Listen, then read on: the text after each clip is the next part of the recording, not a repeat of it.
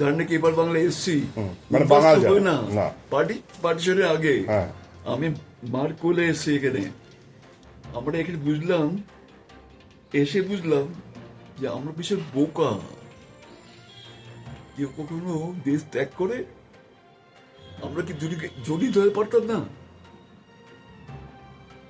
বাংলাদেশ বলে আলাদা দেশ হবে?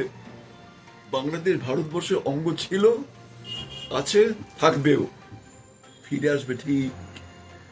আমাদের পুরো বঙ্গভূমিটা, ইস্ট বেঙ্গল, ওয়েস্ট বেঙ্গল, আমাদের রক্ষা করতে, হিন্দুদের রক্ষা করতে, আমি তো জানি প্রত্যেকেই RSS ছিল বলে আমরা বেঁচে আছি। কিন্তু দুর্ভাগ্যক্রমে ওই লোকগুলো না এত ওই ধর্ম ধর্ম ধর্ম করে আলাদা হওয়ার চেষ্টা করলো।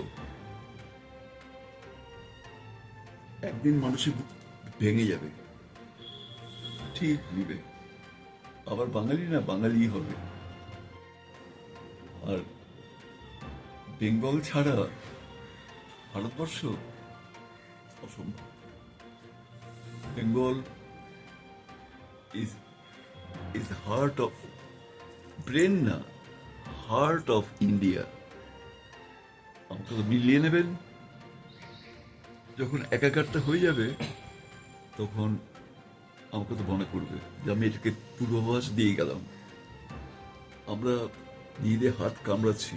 প্রত্যেকটা বাঙাল এখন হাতের মধ্যে কাটতে হবে, নিজেরা নিজে হাত কামড়াচ্ছে যে আমরা ভাইয়েরা ঝগড়া করেছি, আমরা হিন্দু মুসলমান বলে আলাদা করেছি। প্রত্যেকটা বাঙালি অরিজিনালি হিন্দু বাঙালি। এই মুসলমানরা বাইরে থেকে এসে, বিদেশের বাইরে থেকে এসে মা বোনেদেরকে অপমান করে ধর্মান্তর করতে বাধ্য করেছিল। আমরা দিশেহারা। লোকে আমাদেরকে বাস্টার্ড বলবে, এই অপবাদ শুনতে ভালো লাগে না। ওই পশ্চিমা সৈন্যদল যখন নাকি আমাদের মা বোনদেরকে রেপ করে যাত্রাকে প্রেগনেন্ট করে দিয়ে যায়, সেই যারও সন্তান তো এখন আজকাল আপনার বাঙালিরা। আমরা আলাদা নই, আমরা অসহায়। আমি আরেকটা পাকিস্তান চাই না, আমরা বাঙালিরা আরেকটা পাকিস্তান চাই না। আর গাজবে হিন্দ আমি চাই না। আমি চাই সম্পূর্ণ ভারতবর্ষ, ইলাবৃত বর্ষ,